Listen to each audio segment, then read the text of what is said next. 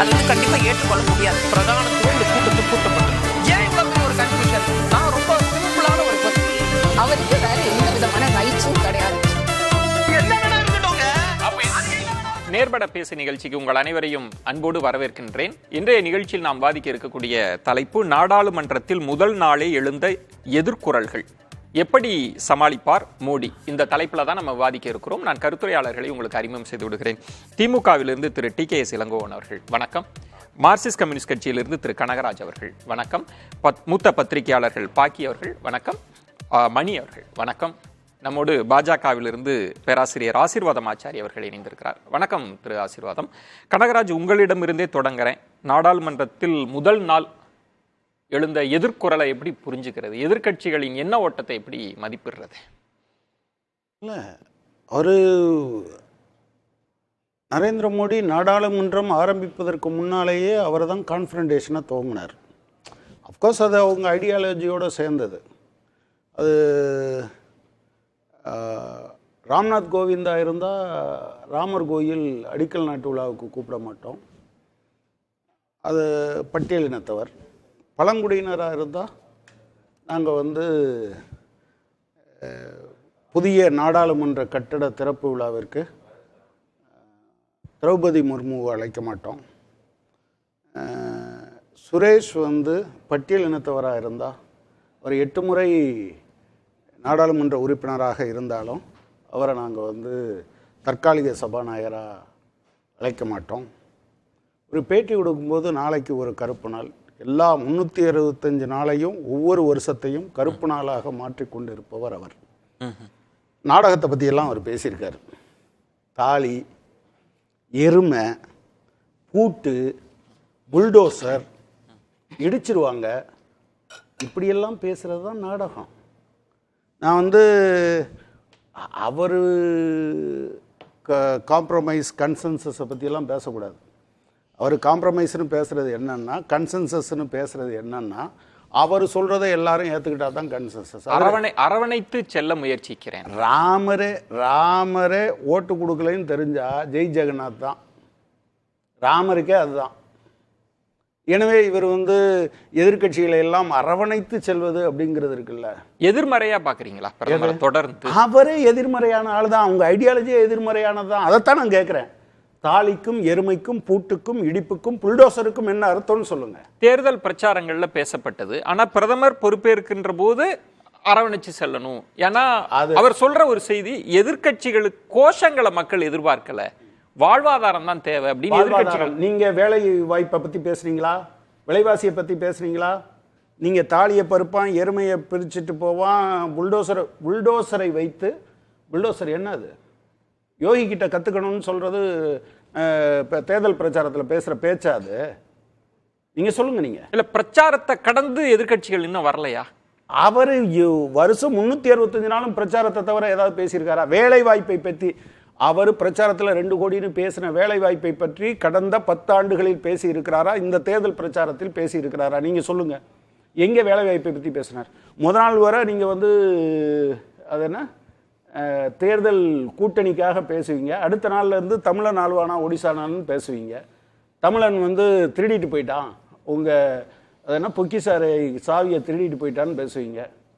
நீங்க அதாவது இல்ல, ஒரு நம்பிக்கையின்மை தொடர்ந்து பிரதமரை மையப்படுத்திய எதிர்கட்சிகள் சந்தேகங்களை எழுப்புவது, அரசமைப்பு சட்டத்திற்கு ஆபத்துன்னு சொல்வது, ஒரு அவநம்பிக்கையிலேயே எதிர்கட்சிகள் முதல் நாள பாக்குறாங்களா? இல்ல, எதிர்கட்சிகளுக்கு அவநம்பிக்கை இல்லை, யதார்த்தம் இது. நீங்க நரேந்திர மோடியினுடைய வரலாறு அது. நீங்க சொல்லுங்க, என்னைக்கு அவர் கன்சென்சஸுக்காக அவர் முயற்சி பண்ணியிருக்காரு? 142 பேரை நான் சஸ்பெண்ட் பண்ணுவேன்னு சொன்ன ஒரு நபரை நீங்க பார்த்துருக்கீங்களா? அத்தனை பேரும் வெளியே இருக்கும்போது நீங்கள் சிஆர்பிசியில் மாற்றம் கொண்டு வர்ற ஒரு நபரை பார்த்துருக்கீங்களா? தொழிலாளர் நல சட்டங்கள் எல்லாத்தையும் 4 தொகுப்பாக மாற்றும் போது எதிர்கட்சிகள் வெளியே இருக்கிறத வச்சுட்டு நீங்கள் பண்ண போது நீங்கள் கன்சென்சஸை பற்றி யோசிச்சிங்களா? என்னைக்காவது கேட்டபோது ஸ்டாண்டிங் கமிட்டிக்கு, செலக்ட் கமிட்டிக்கு அனுப்புறதுங்கிறத நீங்கள் என்னைக்காவது ஒத்துக்கிட்டு இருக்கீங்களா? நீங்கள் விட்ரா பண்ண 3 வேளாண் சட்டங்கள் இது அதனுடைய நீட்சியாக தான் இனி புதிய மந்திரி சபையும் இருக்குன்னு நினைக்கிறீங்க? கூட்டணி அரசும் அப்படிதான் இருக்கும் இல்ல? அது நீங்க எதிர்பார்க்கிறது அது கள்ளி செடி, அதுல மல்லிகை பூப்பதற்கு வாய்ப்பே இல்லை. அப்படி ஏதாவது ஒரு நடந்தால் அது அவர் சொன்னது மாதிரியான ஒரு நாடகமா இருக்குமே தவிர அதை தவிர வேறு எதுவாகவும் இருக்க முடியாது. நீங்க அதைத்தான் கேட்கிறேன். நீங்க ராமரே அவர் சொன்ன மாதிரி ஓட்டு தந்தா ராமர் ஜெய் ஸ்ரீராம், இல்லைன்னா ஜெய் ஜெகநாத் தான். அப்புறம் நாளைக்கு ஜெய் மாரியம்மா, ஜெய் சுடலை மாடன் வர வந்துருவார். அப்ப நீங்க எதிர்பார்ப்பது அரவணைத்து செல்வது என்பது அவர் முதல்ல இறங்கி வரட்டும், ஏன்னா பழைய வரலாறு அப்படிதான் இருக்கு, அதனால நீங்க நிரூபிங்க, அதுக்கப்புறம் நாங்க எங்க கை கொடுக்குறோம்னு சொல்ல வரீங்க. இல்ல அப்படியெல்லாம் கிடையாது. நான் சொல்றது அவருடைய கேரக்டர் சம்பந்தமா சொல்றேன். அவங்களுடைய ஐடியாலஜில இருந்து நான் பர்சனலா அவரை பத்தி பேசல. ஓகே, அவங்களுடைய ஐடியாலஜி கான்ஃபரன்டேஷனிஸ்ட் தான். எப்போது அவங்க கன்சென்சஸுக்கு, கருத்தொற்றுமைக்கு அவர்கள் முயற்சி செய்கிறார்கள் என்றால் அவர்களுடைய பலவீனத்திலிருந்து மட்டும்தான் செய்வாங்களே தவிர, அவங்க முடியாத போது மட்டும்தான் செய்வாங்களே தவிர, அடிப்படையில் அவர்களுடைய கேரக்டர் கான்ஃபரன்டேஷனிஸ்ட் தான். பேசலாம்.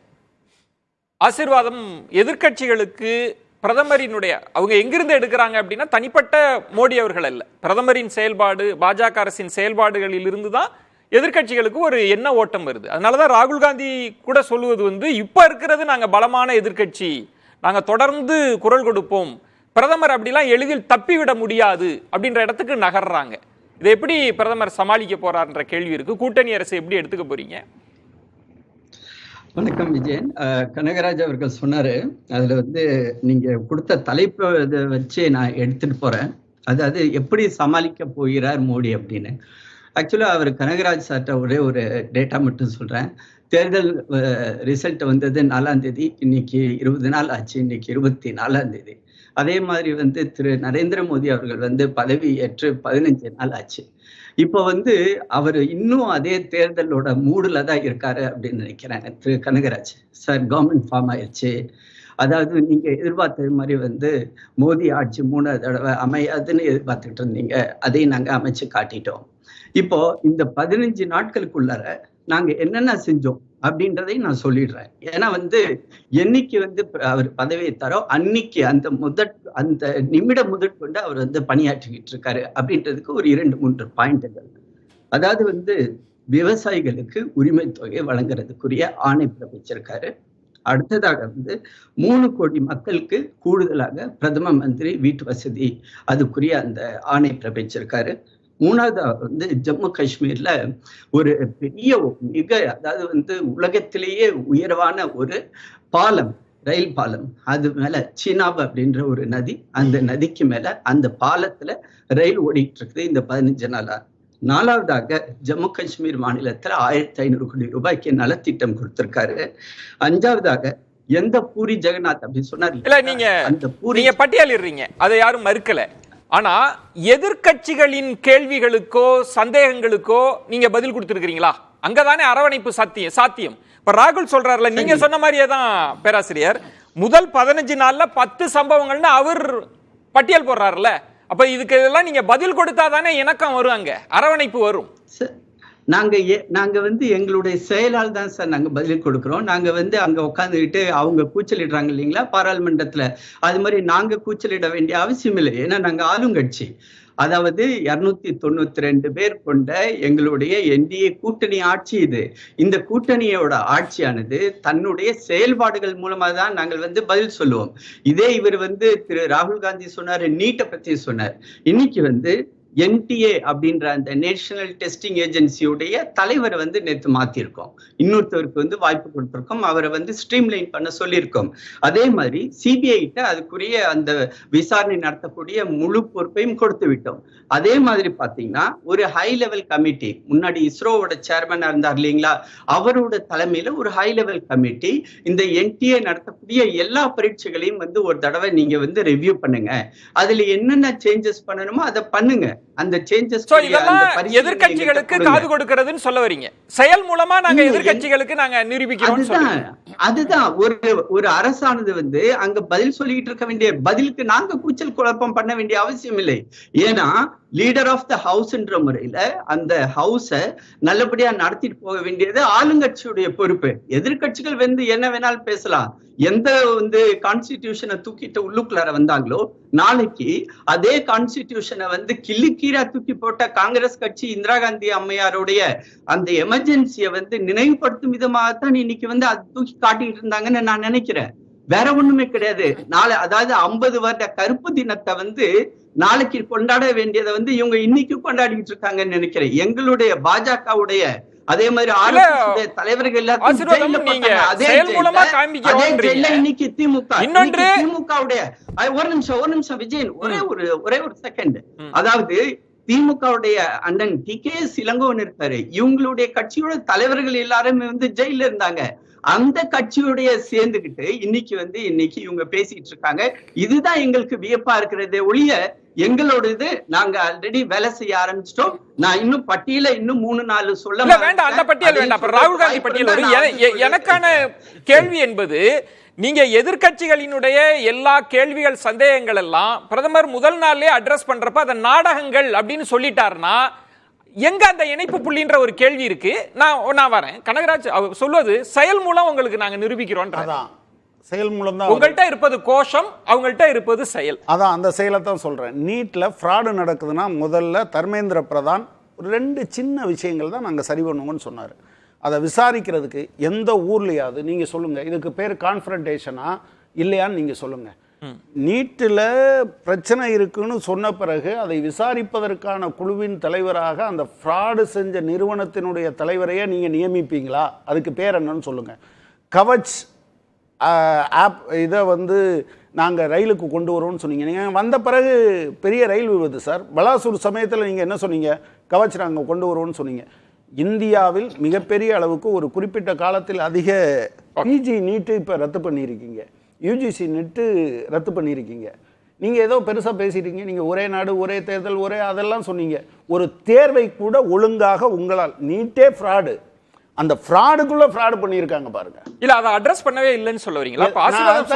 நாங்க தீர்வை நோக்கி நகர்ந்திருக்கோம். நாங்க சத்தம் போடல அப்படின்னு சொன்னா யார் தவறு செய்தாரோ அவரையே விவாதிக்க, சுருக்கமா பதில் சொல்லி விசாரிக்க சொன்னீங்க. அதாவது அவர் சொல்றாரு இல்லைங்களா, அந்த இதுல வந்து ஒரே ஒரு திருத்தம் வந்து கனகராஜ் அவர்களுக்கு வந்து சொல்றேன். அவர் சொல்றாரு இல்லைங்களா, அந்த NTA உடைய பரிட்சை நடத்துற அதே தலைவரை வச்சு அதை வந்து விசாரிக்கிறாங்கன்னு. சார் அது வந்து தவறு. ஏன் அப்படின்னா, இப்ப வந்து அந்த உயர்மட்ட குழு ஒண்ணு போட்டிருக்காங்க இல்லைங்களா, ராதாகிருஷ்ணன் இஸ்ரோவோட சேர்மன் இருந்தார் இல்லைங்களா, அந்த குழு தான் வந்து அதை வந்து இப்ப வந்து ஆராய்ச்சி செய்ய போறாங்க எந்த இடத்துல லூப்போல் இருந்துச்சுன்னு. அடுத்ததாக ஜார்க்கண்ட்ன்ற ஒரு மாநிலம், அங்கிருந்து தான் எல்லாருமே அரெஸ்ட் பண்ணி கொண்டு வந்து சிபிஐயோட ஹெட் குவார்டர்ஸ்ல உட்கார வச்சிருக்காங்க. அந்த ஜார்க்கண்டோட மாநிலத்துடைய தலைமை யார்கிட்ட இருக்குது? உங்களுடைய காங்கிரஸ், உங்களுடைய JMM, அவங்களுடைய கூட்டணி உள்ள ஆட்சி தான். எந்த இடத்துல பிரச்சனை நடந்துச்சு அந்த இடத்துல பிரச்சனை. இந்த பெரிய கண்ணியில முக்கியமான கேந்திரம் பீகார். பீகார் இருக்கே, ஜார்க்கண்ட்ல தான் அந்த சார் பீகாரை தவிர்த்து விட முடியுமா? இல்ல அந்த பரீட்சையோட வினாத்தாள் வந்து லீக் ஆனது ஜார்க்கண்ட்ல உள்ள ஒரு மாநிலத்துடைய ஒரு பீகாரோட ரோல் என்னன்ற கேள்வி இருக்கு. அது நம்ம பேசலாம். பீகாருடைய டெப்டி சீஃப் மினிஸ்டர் அதை பத்தி சொல்லியிருக்காரு. அந்த பீகார் போலீஸ் தான் அவங்களை அரெஸ்ட் பண்ணிச்சு. சரி, நம்ம ஒரு பிரச்சனைக்குள்ள சுருங்கிட வேண்டாம், நம்ம பேசலாம். TKS இளங்கோவன் சார், இப்போ எதிர்கட்சிகள் 2 அஸ்திரத்தை எடுக்கு. ஒன்னு பிரதமரை மையப்படுத்திய, பிரதமர் மௌனமாக இருக்கிறார், அவர் பேசணும் அப்படின்னு சொல்ற ஒரு அப்ரோச் இருக்கு. இன்னொன்னு, நாங்க பலமான எதிர்கட்சியா வந்திருக்கோம், அதனால எதிர்குறலை இன்னும் வலிந்து சொல்லுவோன்ற இடத்துக்கு நீங்க வந்துட்டீங்கன்னா இணக்கப்பாடு எப்படி வரும் நாடாளுமன்றத்தில்? இணக்கப்பாடுகிறது நாங்கள் வலிமை குறைந்து இருந்த காலத்தில், கடந்த காலத்தில் நாடாளுமன்றம் என்பது ஆளுங்கட்சிக்கான இடம் இல்லை. அது நாடாளுமன்ற உறுப்பினர்களுக்கான அவை. அவர்கள் எதிர்க்கட்சியோ ஆளுங்கட்சியோ எல்லா உறுப்பினர்களும் தங்கள் கருத்தை சுதந்திரமாக பேசுவதற்கு அனுமதிக்கப்பட வேண்டிய ஒரு இடம் நாடாளுமன்றம். நாடாளுமன்றம் ஆளுங்கட்சிக்கான சொத்து அல்ல. இதை முதலில் கடந்த 5 ஆண்டு காலத்தில் அவர்கள் புரிந்து கொண்டு செயல்பட்டார்களா என்பதை பார்க்க வேண்டும். பல விஷயங்கள் பட்டியலிட்டார். என்ன பட்டியலிட்டார் நண்பர்? விவசாயிகளுக்கு இவ்வளவு ரூபாய் கொடுத்திருக்கிறோம் என்று. பிரதமர் என்ன சொன்னார்? முதலில் விவசாயிகளுக்கு 150% குறைந்தபட்ச அடிப்படை ஆதார விலை நிர்ணயிப்போம் என்று சொன்னார். அந்த 3 விவசாய சட்டங்களும் நீக்கப்பட்ட பிறகு விவசாயிகளுடைய கோரிக்கை என்னவென்றால், இந்த 150% அடிப்படை ஆதார விலையை பற்றி சொன்னீர்களே, இப்பொழுது என்ன முடிவு என்று கேட்டார்கள். அதற்காக போராடுவதற்கு டெல்லி வந்தார்கள். டெல்லி வந்தவர்களை காவல்துறையை வைத்து அடித்து விரட்டி கொண்டிருக்கிறார்கள். இவர்கள் சொன்னதை செய்யவில்லை. எதையோ ஒன்றை சொல்கிறார்கள். பொதுவாக நாங்கள் இவ்வளவு பணம் இல்ல நீங்க பழைய பக்கங்களையே புரட்டுறீங்க. பழைய பிரதமர் பக்கங்கள் இல்ல. புதிய பழைய சரித்திரத்துக்கு வர. பக்கங்கள்ல. அவர் என்ன சொல்றாருன்னா நாடகங்களையே இடையூறுகளையே மக்கள் விரும்பல. எதிர்க்கட்சி இடையூறுகள் ஏன் வருது? இடையூறு ஏன் வருது? இதை நாடாளுமன்றம் ஒரு ஆளுங்கட்சிக்கு உரிய இடம் என்று நினைக்கும் பொழுதுதான் இடையூறு வருது. எதிர்க்கட்சிகள் பல பிரச்சனைகளை கிளப்புவார்கள். பெகசஸ் பற்றி நாங்கள் ஒரு பிரச்சனையை கிளப்பினோம். அமைச்சர் பதில் சொன்னார், பெகசஸ் என்பது யார் வேண்டுமானாலும் எங்கு வேண்டுமானாலும் வாங்கலாம் என்று சொன்னார். அப்பொழுது இஸ்ரேல் அரசாங்கம் இல்லை, இதை நாங்கள் அதிகாரபூர்வமாக அரசாங்கத்துக்குத்தான் இதை விற்போம், வேறு யாரிடமும் விற்க மாட்டோம், வெளி சந்தையிலே இது கிடைக்காது என்று சொன்னார்கள். நாங்கள் பேச முற்பட்டோம், அது குறித்து விவாதிக்க வேண்டும் என்றோம். விவாதிக்க அனுமதிக்கப்படவில்லை. பிறகு நாங்கள் என்ன செய்வோம்? ஹிண்டன்பர்க் நாங்கள் பேசுவதற்கு அனுமதி கேட்டோம், அனுமதிக்கப்படவில்லை. இப்ப மாற்றம் வரும்னு நீங்க நினைக்கலையா? பிரதமரோட அணுகுமுறையில் மாற்றம் இருப்பதா? இல்ல, அவங்க மிக முக்கியமான பிரச்சனைகளில் அவர்கள் சாதனையாக எதை சொல்கிறார்கள்? இந்த நாடாளுமன்ற உறுப்பினர்கள், எதிர்க்கட்சி உறுப்பினர்களை எல்லாம் அவையை விட்டு வெளியேற்றுவதுதான் எங்கள் சாதனை என்று சொல்கிறார். முதல் பேச விட்டு பதில் சொல்வது சாதனை என்ற மனநிலைக்கு இந்த அரசாங்கம் வருமானால், எங்கள் பக்கம் தவறில்லை, நீங்கள் சொல்வது சரியல்ல என்று எதிர்க்கட்சிகள் எழுப்புகிற பிரச்சனைகளுக்கு பதில் சொல்லக்கூடிய நிலைக்கு இந்த அரசாங்கம் வருமானால் நாடாளுமன்றம் சுமூகமாக நடக்கும். ஆனால் நீங்க முதல் நாள்லயே அரசமைப்பு சட்டத்திற்கு பாதிப்பு வந்துருச்சு அப்படின்னு நீங்க அந்த புத்தகத்தோடு வரீங்க. அது காரணம் என்னன்னா, மரபு என்று ஒன்று இருக்கிறது. நாடாளுமன்றத்தில் நெடுங்காலமாக உறுப்பினராக இருந்த ஒருவர் தான் இடைக்கால நாடாளுமன்ற தலைவராக தேர்ந்தெடுக்கப்படுவார். கொடிக்குன்னில் சுரேஷ் 8 முறை நாடாளுமன்ற உறுப்பினர், மகத்தாப் 7 முறை நாடாளுமன்ற உறுப்பினர். இடையிலே ஒரு முறை அவர் தோற்றிருக்கிறார், கொடிக்குன்னில் சுரேஷ். அதை காரணமாக வைத்து மகத்தாவை நீங்கள் இப்பொழுது இந்த தற்காலிக தலைவராக நியமிக்கிறீர்கள் என்றால் இதை பற்றி என்ன சொல்வது? கடந்த முறை இதைவிட கொடுமை.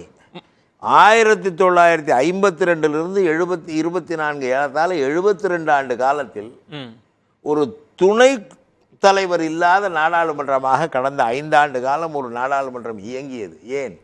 துணைத் தலைவர் பதவி எதிர்க்கட்சிகளுக்கு வழங்க வேண்டும் என்ற ஒற்றை காரணத்தினால். இப்ப நீங்க சொல்வது எதிர்க்கட்சிகளுக்கான இடம் நாடாளுமன்றம் இல்லைன்னு பாஜக நினைக்குது. ஆமா, அதுதான் பிரச்சனை. அதுதான் பிரச்சனையே. ஆசீர்வாதம், சுருக்கமா சொல்லுங்க. இந்த முதல் நாள்லயே மரபை மீறீங்களே திரு ஆசீர்வாதம். எங்க இணக்க புள்ளி எல்லாம் வரும்? இல்ல, இணக்க புள்ளின்ற அதை பத்தி தான் நான் பதில் சொல்றேன். திரு அண்ணன் TKC இளங்கோவன் சொன்னார் இல்லைங்களா, கொடிக்குன்னில் சுரேஷ் பத்தியும் அவர் மேத்தா பத்தியும். அதுல கொடிக்குன்னில் சுரேஷ் அவர்கள் கண்டினியூஸா 8 தடவை அவர் இல்லை. இன்ஃபேக்ட் அவருடைய ஜாதி சான்றிதழ் குறித்து ஒரு மிகப்பெரிய ஒரு கேள்விக்குறி எழுப்பப்பட்டது. அது நீதிமன்றம் வரை சென்ற ஒரு விஷயம். அதனால அவர் சொல்றது மாதிரி கொடிக்குன்னில் சுரேஷ்க்கு அந்த வாய்ப்பு, புரோட்டம் ஸ்பீக்கர் அப்படின்றது ஒரு மறுபடி யார் அதிகமா வந்ததோ, பட் அவர் கண்டினியூட்டி இல்ல. 2வது 8 முறைன்றது தவறான ஒரு தகவல். அடுத்ததாக திரு TKC இளங்கோவன் அண்ணன் சொல்றாரு பாத்தீங்களா, அதாவது இந்த அரசியலமைப்பு சட்டத்தை மரபை நாங்க மீறிட்டோம் அப்படின்னு. நாங்க எந்த ஒரு இடத்துலயுமே மரபு மீறல இளங்கோவன் அண்ணா.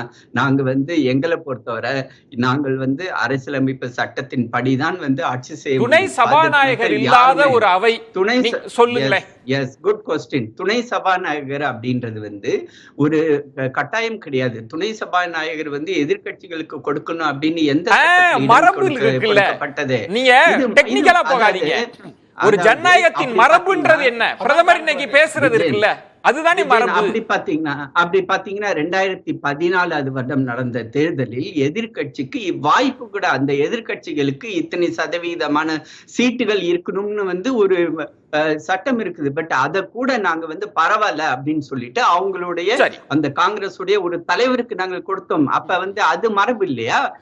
அதையும் பரவாயில்ல, எந்த இடத்துல சட்டத்திலேயே இடம் கொடுக்கலையோ அந்த இடத்துல கூட அந்த வாய்ப்பை நாங்கள் அழகு பார்த்தோம். ஒரு எதிர்கட்சி தலைவருக்கு ஸ்பீக்கருக்கு கொடுக்கணும்னு சட்டத்துல இடம். எப்படி முதல் நாள் தொடங்குது எதிர்ப்பு குரல், அரசமைப்பு சட்டத்தை எடுத்துட்டு ஆபத்து, இது ஒரு புறம் இருந்தாலும் பிரதமரினுடைய பேச்சு, அந்த பேட்டியின் தொனியிலிருந்து உங்களுக்கு ஏதாவது புரிஞ்சுக்க முடியுதா?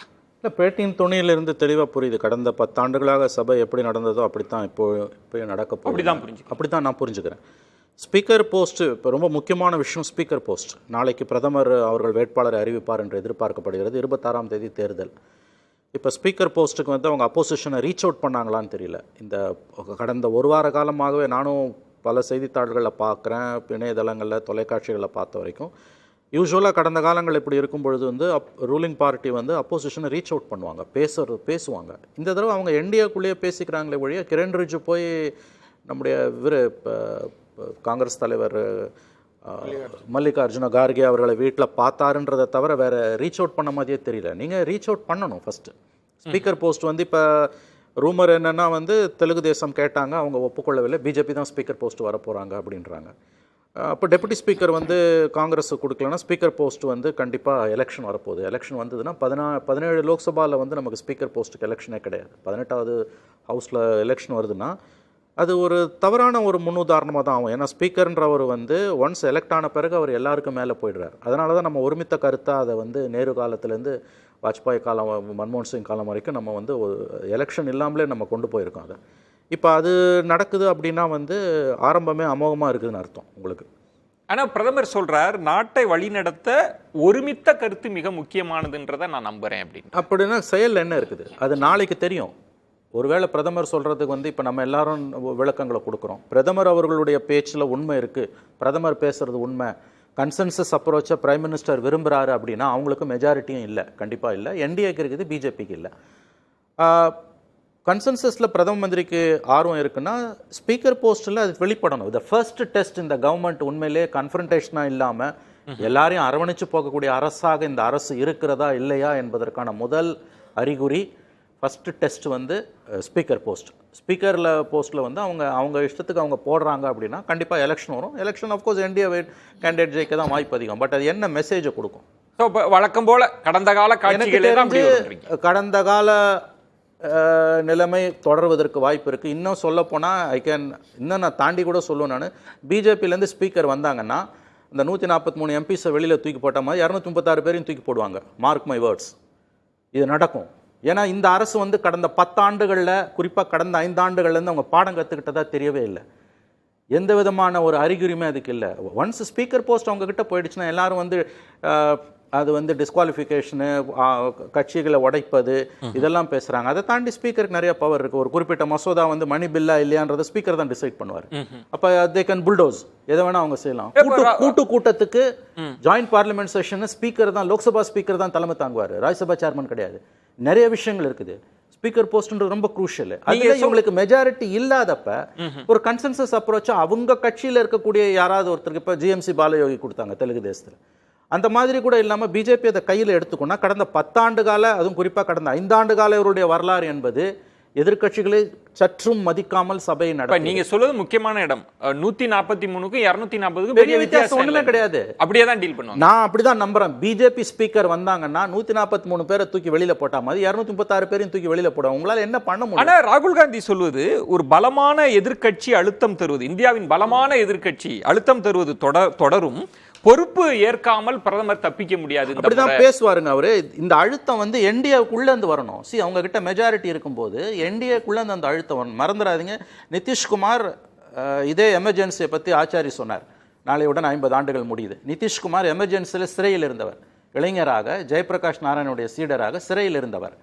அவரோட பார்க்கும்போது நரேந்திர மோடி அவர்கள் பாலிடிக்ஸ்ல ஜூனியர். அந்த நரேந்திர மோடியோட காலில் விழுறார். அவர் எங்க மைய மண்டபத்தில் விழுறார். இந்த 12 எம்பிஸை வச்சு ஒன்றும் அவங்க இது பண்ணிட முடியும்னு நீங்கள் நினைக்காதீங்க. நாயுடு தெலுங்கு தேசம் வந்து ஒரு செக் வைக்கலாம். பட் இவங்க 2 பேருக்குமே, தெலுங்கு தேசம் நிதிஷ்குமார் 2 பேருக்குமே சென்ட்ரல் கவர்மெண்ட்டை, மோடி கவர்மெண்ட்டை நம்பி இருக்க வேண்டிய நிர்பந்தம் மிக அதிகமாக இருக்கிறது. நிதிஷ்குமாருக்கு வந்து 78 எம்எல்ஏஸ் தான் அவர் அங்கே சிஎம்மாக வச்சுருக்காங்க. அவங்க அங்கே நினைச்சாங்கன்னா அவர் அங்கே சிஎம் கிடையாது. அதனால தான் அவர் காலில் விழுறார். நாயுடுவை பொறுத்த வரைக்கும் ஆந்திரா கவர்மெண்ட் மிக மோசமான நிதி நெருக்கடியில் இருக்குது. மத்திய அரசோட உதவி இல்லைன்னா அடுத்த சில மாதங்களில் அவங்களால வந்து ஓய்வூதியங்கள், மாத ஊதியம் கூட கொடுக்க முடியாது. நீங்கள் ஒன்றும் இல்லை, ரிசர்வ் பேங்க் வெப்சைட்டில் போய் பார்த்தீங்கனாலே தெரியும். Continues to be on the red. அது அப்போ இந்த நான் சுருக்கமாக சொல்லிடுறேன் விஜயன், அதாவது இந்த 2 பேருமே மோடி இவர்களை நம்பி இருப்பதை விட இவர்கள் 2 பேரும் மோடி அதிகமா நம்பி இருக்காங்க. நான் என்ன கேள்வி கேட்க வந்தேன் அப்படின்னா, பலமான எதிர்க்கட்சி ஒருபுறம், கூட்டணி அரசு எப்படி சமாளிக்க போகிறார்ன்ற கேள்வி. நீங்க ரொம்ப எளிதில் ஒன்னும் பெரிய நெருக்கடி எல்லாம் இல்லன்னு சொல்ல நான் அப்படிதான் feel கூட்டணி பண்றேன். அரசுல நெருக்கடி இல்ல, எதிர்க்கட்சி ஒன்னு நம்பர்ஸ் வச்சு ஒண்ணு இல்ல. நான் ஒன்னும் சொல்றேன் உங்களுக்கு, 240 இருக்குது. நம்பர்ஸ் ஓடி பேசுவோம் சுருக்கமாவே. இந்த 240ல 272 magic mark, minimum simple majority 3 கட்சிகள் கிட்ட இருந்து இருக்குது. 12 தெலுங்கு தேசம், 16 நிதிஷ்குமார், 5 சிராக் பாஸ்வான், 33 வந்தது, 273. ரிமைனிங் இருக்கிறது 19. ஸோ அது அவங்க மற்றவங்களை என்னெல்லாம் பண்ண போகிறாங்கன்றது தெரியல. 6 மாதம் கவர்மெண்ட்டை ஓட்டிட்டாங்கன்னா மெஜாரிட்டி கொண்டு வந்துருவாங்கன்னு அவங்களே சொல்கிறாங்க. இவங்களுடைய கடந்த கால வரலாறு அது. இவங்க பாடம் கற்றுக்கிட்டதா தெரியல. ஸ்பீக்கர் போஸ்ட் ரொம்ப முக்கியமானது விஜயன். அதில் இந்த அரசுக்கு உண்மையிலேயே எல்லாரையும் அரவணைச்சு போகணும். இன்னைக்கு பிரைம் மினிஸ்டர் சொன்ன மாதிரி ஒருமித்த கருத்து அப்படின்னா அது ஸ்பீக்கர் போஸ்ட்டில் வெளிப்படணும். மாறா ஸ்பீக்கர் போஸ்ட் எலெக்ஷன் வந்ததுன்னா பிஸ்னஸ் ஆஸ் யூஷுவல். பாக்கி இப்போ எதிர்குரல் முதல் நாளே வந்த எதிர்குரல்ல ஒரு நியாயம் இருப்பதா நீங்க உணரலையா? இப்ப மணி பட்டியலிடுறார், இணக்கப்பாட்டுக்கு ஒன்றும் தெரியல அப்படின்னு. ஆனால் எதிர்கட்சிகள் தொடர்ந்து அழுத்தம் தரப்போகிறார்கள் அப்படின்னா பிரதமர் பேசுவதன் பொருள் என்ன? அரவணைப்புன்றதுக்கான பொருள் என்னன்னு வந்துருது.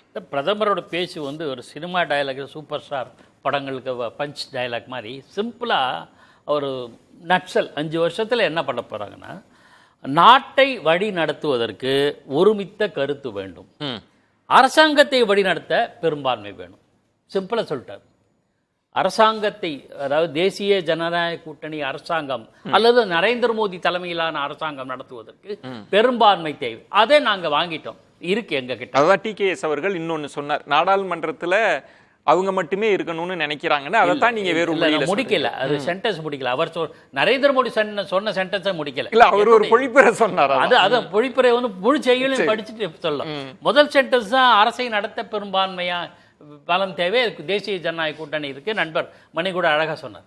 2வது தான் மிக முக்கியம், நாட்டை வழி நடத்தணும்னா ஒருமித்த கருத்து தேவை. இவங்க என்ன நினைக்கிறாங்களோ இவங்க என்ன நினைக்கிறாங்களோ அதை தான் எதிர்கட்சி ஒத்துக்கணும் என்பதில் ஒருமித்த, அது திணிப்பு. நீயும் நானும் ஒரு மீட்டிங் பாயிண்ட், எல்லா பிரச்சனைகளுக்குமே ஒரு மீட்டிங் பாயிண்ட் வரும் வருகிற சமயத்தில். ஏன்னா நம்ம மரியாதைக்குரிய இடதுசாரிகளுடைய மார்க்சிய சித்தாந்தமோ திராவிட முன்னேற்ற கழக சித்தாந்தம் எல்லா வகையிலும் ஒத்து போகுதா? There will be a meeting point. எல்லா கட்சிகளுக்கு நான் ஐ எம் நாட் பிளேமிங், ஒரு மீட்டிங் பாயிண்ட் வருது இல்லையா, அதை தான் அவர் சுட்டி காட்டுகிறார். இல்ல, நீங்க சொல்ற இடம் ரொம்ப முக்கியமானது, அந்த புள்ளி. அதை தான் நான் திரும்ப திரும்ப இணக்க புள்ளி அப்படின்னு சொல்றேன். இப்போ மணி அவர்கள் சொல்றாங்களா 143 பேரையும் வெளியேற்றுங்கள் அப்படின்னு சொல்லிட்டா முதல்ல பேசுறதுக்கு அனுமதிச்சாதானே மீட்டிங் பாயிண்ட் வரும்ன்ற இடம் இருக்குல்ல, அது இருக்காது. அது இருப்பதற்கான சாத்தியக்கூறு இல்லை. அதைத்தான் ராகுல் காந்தி இண்டிகேட் பண்ணிட்டார். நீங்க பலமான கடந்த காலத்தில் 2014 2019 பிஜேபியும் தேசிய ஜனநாயக கூட்டணியும் வலுவாக இருந்தபோது எதிர்கட்சிகள் அந்த மாதிரி இல்லை. இப்போ களத்தில் இறங்கிறதுக்கு முன்னாடியே எல்லாருமே ஒரே குடை கீழே இந்தியா என்கிற கூட்டணியில வந்துட்டாங்க. So they are well prepared. அதை எப்படி எதிர்கொள்வாருன்னு நினைக்கிறீங்க? ஏன்னா மோடி அரசின் முதல் 15 நாட்களில் 10 சம்பவங்கள்னு ராகுல் சொல்றது, நீட் தொடர்பான செய்தியாளர் சந்திப்பு, தேர்தல் முடிவு வந்த மறுதினமே பங்குச்சந்தை ஊழல்னு ஆரம்பிக்கிறாங்கல்ல. எதிர்கட்சியினுடைய இந்த அழுத்தத்தை எப்படி பாக்குறீங்க? அது சரியா இருக்கா? அதை இவங்க அட்ரஸ் பண்றாங்களா? எப்படி எடுத்துக்கிறீங்க? பிஜேபி மற்ற கட்சிகளுடைய முறையில், அதாவது மன உறுதியை தளர்த்துவதற்காக சில கையாளுவாங்க இல்லையா, சில வார்த்தைகள், சொற்கள், நிகழ்வுகளை கையாளுவாங்க. அந்த டாக்டிக்ஸை இப்போ இந்தியா கையாளுது. இப்படியெல்லாம் 10 லிஸ்ட் எங்கிட்ட இருக்கு. அந்த லிஸ்ட் ரயில் விபத்திலேருந்து வெப்ப அலை வீச்ச வரையிலான 10 பாயிண்ட் ராகுல் காந்தி சொன்ன 10 பாயிண்ட் இருக்கு. கரெக்டா தப்பா?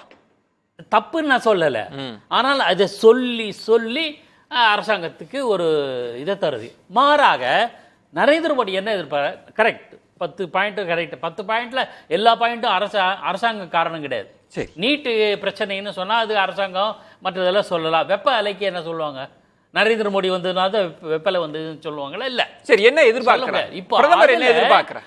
நீங்க என்ன ஆக்கப்பூர்வமா கொடுக்க போறீங்க அப்படின்னு எதிர்பார்க்கிறதா ஒருமித்த கருத்து வேண்டும். எதிர்கட்சிகளிடம் எதிர்பார்க்கிறார், அவர் எதிர்பார்க்கிறது. சரி, இப்ப எல்லா நண்பர்கள் இங்க பேசும்போது நான் சொன்னாங்க, இது எப்போ வெளிப்படும்னா ஸ்பீக்கர் எலெக்ஷன்ல வெளிப்படும் அப்படின்னா. அதுக்கு முன்னாடி 2 நாள், நாளைக்கு சாயந்தரம் 5:30 மணிக்கு மேல இடைக்கால ஸ்பீக்கருக்கு வேலையே கிடையாது சார். ஃபுல் டைம் ஸ்பீக்கர் வரப்போறார் 5 வருஷத்துக்கான ஸ்பீக்கர் வர தேர்ந்தெடுக்கப்படுகிறார் எந்த கட்சிங்கிறது அது டிபேட் இருக்கும். இதுல இவருக்கு தரணும் இதுக்கு தரக்கூடாதுன்றது ஒரு இஷ்யூ ஆகிறது ஏன்னு புரியல. கனகராஜ் சுருக்கமா பதில் சொல்லிருங்க, ஒரு பிரேக் போலாம். இதெல்லாம் இஷ்யூ ஆக்கணுமான்றது ஒண்ணு, நீங்க வாங்க அந்த இணக்க புள்ளிக்கு, அந்த புள்ளிக்கு வந்தாதான் சுமூகம். சுருக்கமா சொல்லுங்க, ஒரு பிரேக். நீ அரிசி கொண்டு வா, நான் உமி கொண்டு வரேன், 2 பேரும் ஊதி ஊதி சாப்பிடுவோம். அதானே இணக்க புள்ளிக்கு நீ வரணும் அப்படிங்கிறது. என்னது, நம்ம 2 பேரும் விவாதிப்போம், விவாதித்து ஒரு முடிவை எடுப்போம் என்பதற்கு பதிலாக நான் இணக்க புள்ளின்னு உன்னை வச்சிருக்கேன் அதுக்கு வான்னு சொல்றது இருக்குல்ல, அதைத்தான் நான் சொன்னேன். ஆர்எஸ்எஸ் சங் பரிவாரினுடைய நீங்க நீக்கவே முடியாத குணம் என்று சொன்னேன். அதைத்தான் நான் சொல்றேன். சுருக்கமா அது பதில் சொல்லிருக்கேன். கனகராஜ் டம்ளர்ல பாதி காத்து இருக்குன்னு நான் சொல்றது எப்படியோ அப்படிதான் சார். ஒருத்தரோட பார்வை சார், அவர் அப்படி சொல்லுவார், நான் என்ன சொல்லுவேன், அந்த கிளாஸ்ல 1/2 டம்ளர் தண்ணி வெந்நீர் இருக்கு அப்படின்னு சொல்லுவேன். சிம்பிள். அவங்க என்ன அவர்கள் ஒரு சின்ன புன்னகையோட உங்களோட ஆர்குமெண்ட்டை வச்சிட்டு இருக்காங்க. ஒரு பிரேக் அப்புறம் அந்த பதிலை கேட்டுக்கிறேன். ஒரு சுவாரஸ்யமான தகவலை சொல்ல வரும். இளங்கோவன் சார், பிரதமரை மையப்படுத்திய இந்தியா கூட்டணி கட்சியினர் விமர்சனங்களை வைப்பது பிரச்சனையை இன்னும் மேலும் சிக்கலாக்காதா? மீண்டும் மீண்டும் பிரதமர் பதில் சொல்லணும், ஏன் மௌனமாக இருக்கிறார் அப்படின்னு பிரதமரை மையப்படுத்திய அரசியல். இந்த அரசாங்கத்துக்கு தலைவர் அவர் பதில் சொல்லும் பொழுது அந்த பதிலுக்கு மக்கள் அது போய் சேரும்ல. பிரதமர் பதில் சொல்வது இல்லை. முதல்ல பிரதமர் தான் அந்த அரசாங்கத்தின் தலைவர். எனவே அவர் பதில் சொல்லணுங்கிறது நாடாளுமன்றத்தில் பிரதமர் இதுவரைக்கும் நேரு பதில் சொல்லியிருக்காரு. நாங்கள் கேட்ட கேள்விக்கு அந்த காலத்தில் தமிழ் ஆட்சி மொழியாக இருக்கணும், வேறு இந்தி திணிப்பு கூடாதுங்கும்போது பிரதமர் நேரு பதில் சொன்னார். இந்தி பேசாத மாநில மக்கள் விரும்பும் வரை அந்தந்த மாநில மொழி ஆட்சி மொழியாக இருக்கும்னு அவர் பதில் சொன்னார். அதுதான் மக்களுக்கு நம்பிக்கை. அதை கூட ஈவிகே சம்பத் எங்கள் உறுப்பினராக இருந்து ஒரு கடிதம் எழுதினார் அவருக்கு. நீங்கள் இதை சும்மா சொல்லிட்டு போயிட்டீங்க பார்லிமெண்ட்டில், இது நீங்கள் சட்டமாக்குங்கன்னு எழுதினார். அப்போ பிரதமர் என்ன எழுதினார் நேரு, ஒரு பிரதமர் நாடாளுமன்றத்தில் கொடுக்குற வாக்குறுதியை விட பெரிய சட்டம் எதுவும் கிடையாதுன்னு ஒரு பதில் எழுதினார். அந்த அளவுக்கு பிரதமர் ஒன்று சொல்லுகிறார்னா அந்த அரசாங்கம் சொல்லுகிறது என்றார். இல்ல, பிரதமரிடம் எதிர்பார்க்கிறீர்கள், ஆனால் முன்முடிவோடு இந்த குற்றத்திற்கும் பிரதமருக்கும் சம்பந்தம்னு தீர்ப்பு எழுதிட்டு நீங்க எப்படி அவர்கிட்ட விளக்கம் கேட்கிறீங்க? குற்றச்சாட்டு சொல்வது எதிர்க்கட்சிகளின் வேலை. ஒரு குற்றம் என்று நாங்கள் கருதினோம் என்றால் அதை பேசுவோம். அது குற்றம் இல்லை என்பதை நிரூபணம் செய்ய வேண்டியது ஆளுங்கட்சியின் வேலை. இதுதான் நாடாளுமன்ற விவாதம். நாடாளுமன்றம் என்பது அரசாங்கத்தின் சட்டங்களை மட்டும் நிறைவேற்றுகிற இடம் அல்ல. மக்கள் பிரச்சனைகள், பொது பிரச்சனைகள் பலவற்றையும் பேசுவதற்கான இடம். எதிர்க்கட்சிகளுக்கு சட்டம் இயற்ற முடியாது. எதிர்க்கட்சிகள் மக்கள் பிரச்சனைகளை ஏதாவது ஒரு வடிவத்திலே அவையில் விவாதிக்க வேண்டும், அதற்கு பதிலை அரசாங்கம் தர வேண்டும் என்று தான் நினைக்கும். அதை பிரதமர் கொடுக்கும் பொழுது இந்த அரசாங்கம் அதை சொன்னதாக நாங்கள் பொருள் கொள்வோம். இப்போ நாடாளுமன்றத்தில் எதிர்க்கட்சிகள் தங்களுக்கான ஸ்பேஸை, மக்களின் பிரச்சனைகளை எதிரொலிப்பதற்கான ஒரு ஸ்பேஸ், இந்த நம்பர் உங்களுக்கு போதுமானதாக இருப்பது? மணி அவர்கள் சொல்வது கடந்த கால நீட்சி தொடர்வதற்கு ஒரு வாய்ப்பு இருக்குன்னா, நம்பருங்கிறது பிரச்சனை இல்லைங்க. நாங்கள் ஆட்சியில் இல்லை, எதிர்க்கட்சிகளாக ஏன் இருக்குது? நம்பர் இல்லைன்னு தான். நம்பர் இருந்தால் ஆளுங்கட்சி ஆகிட்டு போகிறோம். நம்பர் இல்லாததுனால தான் எதிர்க்கட்சியாக இருக்கிறோம். ஆளுங்கட்சிக்கு அந்த நம்பர் இருக்குது. இங்கே நம்பர் முக்கியம் இல்லை. அந்த உறுப்பினர்கள் என்ன பிரச்சனையை எழுப்புகிறார்கள், அந்த பிரச்சனை நாட்டுக்கு தேவையான பிரச்சனையா, அல்லது மக்களை பாதிக்கக்கூடிய பிரச்சனையா, அல்லது அரசியல் ரீதியாக அதற்கு வேறு விளைவுகள் ஏற்படுமா என்பதையெல்லாம் தான் நாங்கள் பிரச்சனையாக கிளப்புவோம். ஆளுங்கட்சிக்கு எதிராகத்தான் எதிர்க்கட்சிகள் பேசும்பொழுது நாங்கள் சொல்வது, ஆளுங்கட்சிக்கு எதிரான பேச்சு என்பதற்காக அவையை முடக்கிவிட்டு உறுப்பினர்களை வெளியேற்றுவது என்பது வழி அல்ல. அவர்களை பேச விட்டு அதற்கு சரியான பதிலை சொன்னால் மக்களுக்கு புரியும். எதிர்க்கட்சிகள் தவறான குற்றச்சாட்டை வைத்தார்கள், ஆளுங்கட்சி அதற்கு முறையான பதிலை சொன்னார்கள் என்று கூட எடுத்துக்கொள்ள. மணி முதல்ல பாக்கியவர்கள் சொன்ன உதாரணம் நீங்க எப்படி பாருங்க? ஏன்னா பிரதமரின் பேச்சை நீங்க அப்படி பாருங்க, நீங்க அது அவநம்பிக்கையோடு பார்க்கக்கூடாது. ஒரு கோப்பையில் பாதி இதில் தண்ணி இருக்குன்னா நீங்கள் மறுபாதியை பார்க்காதீங்க அப்படின்னதுக்கு தான் நீங்கள் புன்னகைச்சிங்க. இல்லை, கடந்த காலத்தை வச்சு தான் நம்ம ஒரு மனிதனுடைய அல்லது ஒரு தலைவருடைய ஒரு அமைப்பு அல்லது கட்சியுடைய அரசுடைய செயல்பாடுகளை நம்ம எடை போட முடியும். ஃபால்ஸ் ப்ரப்போசிஷன் அலோவ் பண்ணோன்னா எதை வேணால் ஜஸ்டிஃபை பண்ணலான்னு ஒரு ஃபிலாசபி உண்டு. அந்த மாதிரி நம்ம இது ரொம்ப தவறான ஒரு எண்ணம் தான். ஏன்னா இவங்க என்ன ரீச் பண்ணாங்க இந்த 10 நாளில்? இவங்க ஒரு நம்பிக்கை ஏற்படுத்துகிற மாதிரி பிரதமர் என்ன பண்ணார்? இட்டாலிக்கு போகிறாரு, ஜம்மு காஷ்மீருக்கு போகிறாரு, அப்போசிஷன் அவர் ரீச் பண்ணாரா? பிரதமரோட மோடியோட 3வது முறை பதவியேற்பு விழாவில் சோனியா காந்தி ராகுல் காந்திக்கெல்லாம் அழைப்புதலே இல்லை. நீங்கள் வந்து நடிகர்களுக்கு கொடுக்குறீங்க, மற்ற சமூகத்தின் பல தரப்பட்டவங்களுக்கும் கொடுங்க, தப்பு இல்லை. ஆனால் நீங்கள் வந்து பிரதான எதிர்க்கட்சி தலைவர் 20% வாக்குகளை வாங்கியிருக்காங்க. அப்போ எந்த செய்தியை பிரதமர் சொல்லுகிறார், நாட்டுக்கு என்ன செய்தியை பிரதமர் சொல்கிறார்? ஏன்னா இந்த சபையை நடத்துறது அவ்வளோ ஈஸி இல்லை, அதை நான் ஒத்துக்கிறேன். தூக்கி வெளியில் போடுறாங்க, நான் முதல்ல சொன்னது கூட வந்து உடனே அதை செய்வாங்கன்னு நான் சொல்லலை. கண்டிப்பாக அது ஒரு எக்ஸ்ட்ரீமாக போச்சுன்னா அதையும் அவங்க செய்வாங்க. அவர் டிகே சொன்ன மாதிரி வந்து ஹவுஸை நடத்துறது வேறு, கவர்மெண்ட்டை நடத்துறது வேறு. ஆனால் இவங்ககிட்ட இந்த மெஜாரிட்டி வந்து 272 292 இருக்குது.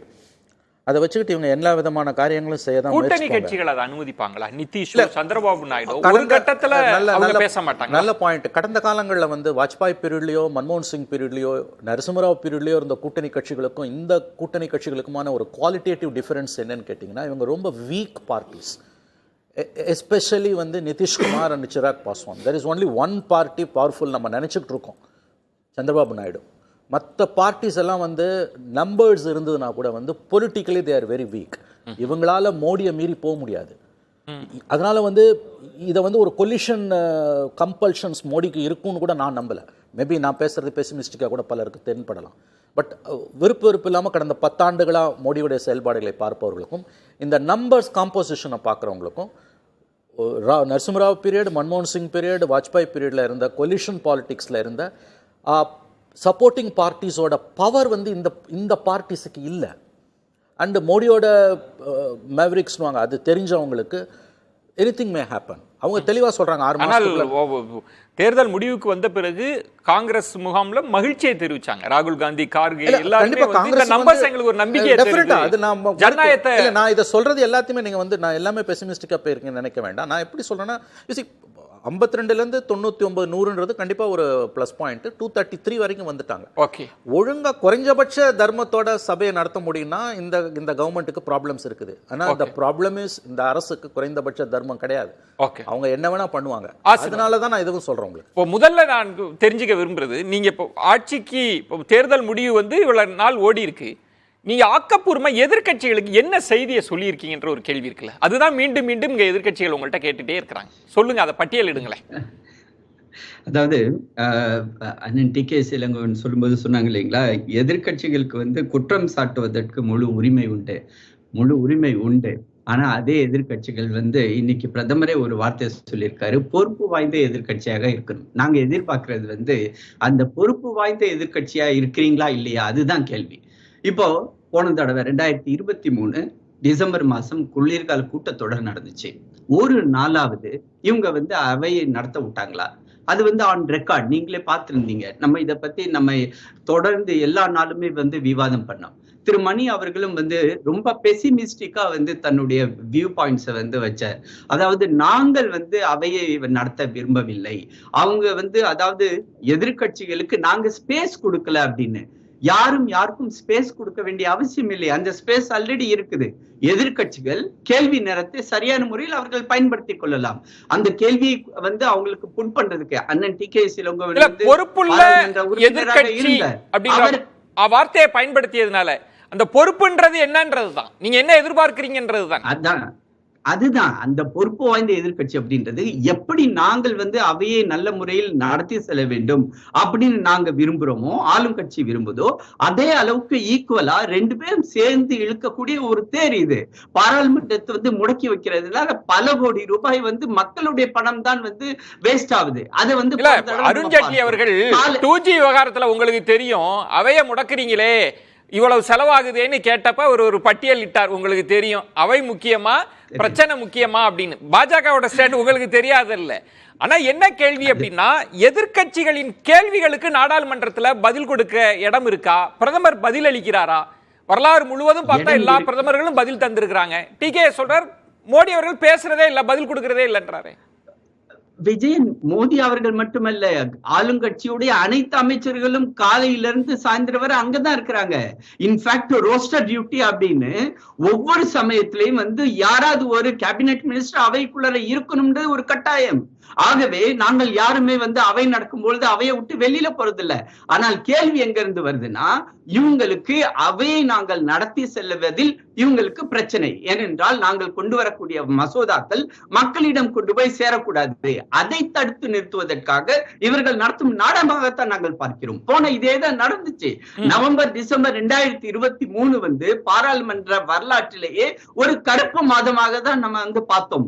காலையில வந்த உடனே இவங்க என்ன பண்ணாங்க, அங்க உள்ள ராஜ்யசபாவோட சேர்மன் அண்ணன் டி.கே.சி. இளங்கோவன் ராஜ்யசபாவோட உறுப்பினர், அவருக்கு தெரியும். காலையில வந்த உடனே அவரை அவமானப்படுத்தினார்கள். அவருடைய பாதையில் நிறுத்தி அவரை தன்னுடைய அலுவலகத்துக்கு கூட போக முடியாத அளவுக்கு தடுத்து நோக்கம் அவங்களுக்கு எதிர்க்கட்சிகளுக்கு அவைய சுமூகமான நோக்கம் இல்லை. சுருக்கமா சொல்லிடுங்க, நான் பிரேக் இதுக்கு மட்டும். எதிர்க்கட்சிகளுக்கு அப்படி ஒரு பார்வையே இல்லைன்றது. அவையை நடத்தினா தானே எங்க கருத்துக்களை சொல்ல முடியும், இந்த அரசாங்கத்தை எதிர்த்து பேச முடியும். அவையை நடத்தக்கூடாதுன்னு நாங்கள் ஏன் நினைக்கிறோம்? எங்களுடைய நோக்கம் இந்த அரசாங்கத்தின் தவறுகளை சுட்டி காட்டுவது. அவை நடந்தால் தானே அதை செய்ய முடியும். அதனால அவையை தடுக்கணுங்கிறது எங்கள் நோக்கம் எந்த காலத்திலையும் கிடையாது.